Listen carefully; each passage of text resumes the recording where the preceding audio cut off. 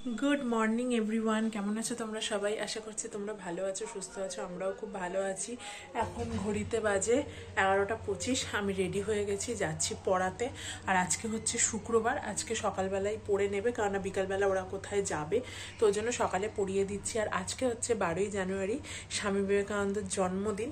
তো আজকে আমাদের এখানে বিবেকানন্দ রোডের উপরে স্বামীজির রয়েছে, বাড়ি রয়েছে। তো ওখানে প্রচুর পরিমাণে মানে সব অনুষ্ঠান হচ্ছে, সব কিছু হচ্ছে। আর আমার দিদির বড় ছেলে ছোট ছেলে দুজনেই যেহেতু রামকৃষ্ণ মিশনে পড়ে, তো ওরাও পার্টিসিপেট করেছে আজকে ওখানে। তো কিছুটা ভিডিও ক্লিপ দিদি হয়তো আমাকে পাঠিয়েছে, আমি হোয়াটসঅ্যাপে দেখছিলাম। তো সেটা আমি পারলে এখানে অ্যাড করে দেবো। পড়াতে যাওয়ার সময় না আমার হুটোপাটি লাগে যে কোন কানেরটা পরবো। তো যাই হোক, এই কানেরটা অনেক দিন পর খুঁজে পেলাম, প্রায় বলতে পারো 3 বছর পর। আজ থেকে 3 বছর আগে যখন আমার বিয়ে ঠিক হয়, তখন এই মানে আমি যখন সোনাদানা বানাতে যাই, তখন আমার বেশিরভাগ সোনা অঞ্জলি জুয়েলার্স থেকেই করানো। তো সেই অঞ্জলি জুয়েলার্স থেকে গিফটে এই জিনিসটা দিয়েছিল, একটা পেন্ডেন্ট, তার সাথে কানের দুলের সেট। তো এইটা না পরা হয়নি, কারণ বিয়ের পর পর সোনার জিনিস পরতাম, তারপরে যত সব ইমিটেশনের মানে কানের দুল ছিল ওইগুলো পরতাম, ওর জন্য না এগুলার মানে চোখে পড়েনি। তো আজকে 3 বছর পর হঠাৎ করে দেখে হাতের সামনে পেয়েছি। আর বাঁ হাতটা এতটাই ব্যথা না, মানে দু হাতেও খুলতে পারছি না, কানের যে গুঁজিটা এতটাই শক্ত, কোনো মতে খোলা যাচ্ছে না। তো যাই হোক, এসব পরে নিয়ে তারপর চলে যাবো পড়াতে। আর এটা দেখতেও খুব সুন্দর, কি সুন্দর, সেই শামুকের মতো বা শঙ্খের মতো বলতে পারো। পেন্ডেন্টটাও সুন্দর, কানের দুলটাও সুন্দর।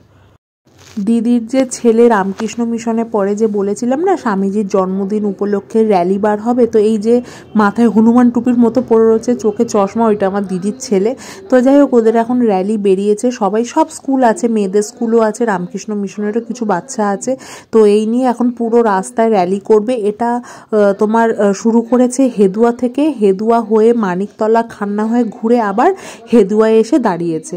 তো এই জিনিসগুলো দেখলেন আমার ছোটবেলার কথা মনে পড়ে। আমাদের স্কুলে এরকম র্যালি বেরোতো না, কিন্তু তোমার মানে হতো, স্কুলে অনুষ্ঠান হতো, তারপরে নানা রকম নাটক হতো, সাংস্কৃতিক অনুষ্ঠান হতো, সব কিছু হতো। তো এইটা দেখে না খুব মিস করি, আর বেশ ভালোও লাগে। মানে মনে হয় যে আমিও যদি ওখানে একটু অ্যাটেন্ড করতে পারতাম বেশ ভালো হতো, কিন্তু অ্যাটেন্ড করা যেত, কিন্তু কি বলতো, আমার সময় ছিল না, বা অত সকালে না আমার পক্ষে অসম্ভব ছিল, ওই জন্যই আর কি যেতে পারিনি। সে যাই হোক, সন্ধ্যেবেলা কৌশিক এনেছিল নিমকি, আর এখানে চা দিয়ে খাওয়া হচ্ছে। আর একটু আমার ব্যাকগ্রাউন্ডে আওয়াজ পাবে, কারণ বাইরে মা, কৌশিক আর বাবা 3জন মিলে কথা বলছে। তো তোমরা একটু ক্ষমা করে দিও, কেননা বাড়ির লোক, বাড়িতে যখন এডিট করব বাড়ির লোক তো থাকবেই, তাই না? আর রাতের বেলা ডিনার করলাম রুটি, তোপসে মাছ ফ্রাই, আর আলু দিয়ে একটা সাদা তরকারি মতো করেছিল, সেইটা। কিছু মিষ্টি খাচ্ছ না অন্য কিছু খাচ্ছ গো? চুইনগাম হয়ে গেছে? কটা নিয়ে এসছো? তোমার গেঞ্জিটা মনে হচ্ছে না কেউ ধরে ধরে দাদি এত ফুটো কি করে হয় গো? আরে লোকও তো দেখুক, তুমি ফুটা গেঞ্জি পরো, টাকা পয়সা নেই আমাদের, ওই দেখো কিভাবে কাজ এত শখ। এখন ঘড়িতে বাজে 11:05।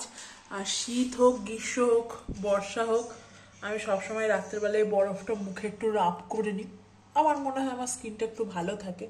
বা আমি ওই ঘরে শুয়ে পড়েছে, লালটু ঘরে গেম খেলছে, আমি স্কিন কেয়ার করে এবার ঘরে যাব। দীর্ঘ 3-4 দিন পরে আমি মুখে ফেস ওয়াশ দিয়ে বরফ রাব করলাম, কেননা প্রথমত শরীর ভালো ছিল না, মুখটা জ্বালা করছে, তোরা ঠান্ডা না,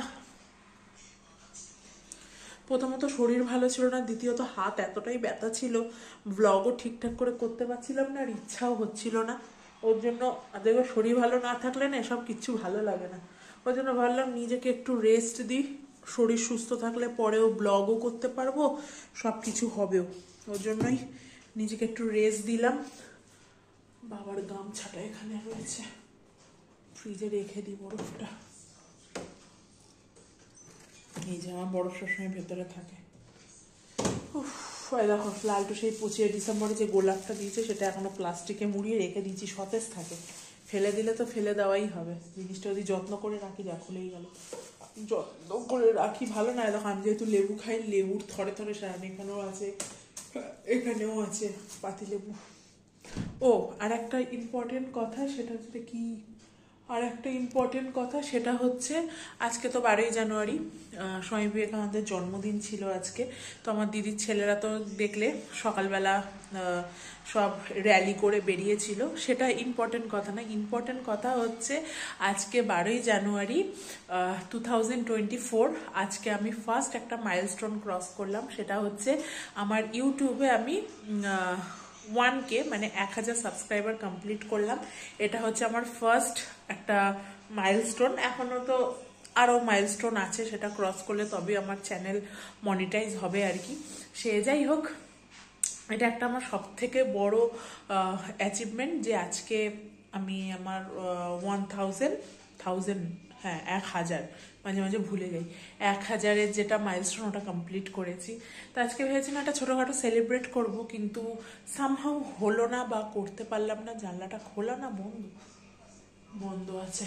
আজকে বাইরে মারাত্মক ঠান্ডা। আমি এরকম হাত কাটা পরে আছি বলে, মানে অ্যাকচুয়ালি এক তো ফ্ল্যাট, দুই সব দিক দিয়ে জানলা দরজা বন্ধ, তো অতটা ঠান্ডা লাগছে না। কিন্তু আমার বাবার বাড়িতে বলো বা দরকার নেই, এই বাড়ি থেকে বাইরে বেরোলেই না দাঁত কাঁপিয়ে দিচ্ছে, এতটাই পরিমাণে ঠান্ডা।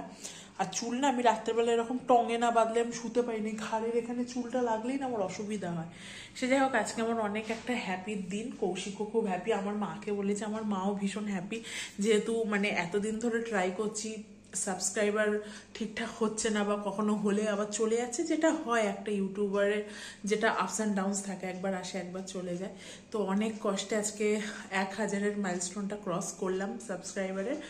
তো দেখা যাক, তোমরা সাথে থাকলে হয়তো আরও আস্তে আস্তে আরও অ্যাচিভ করবো কিছু।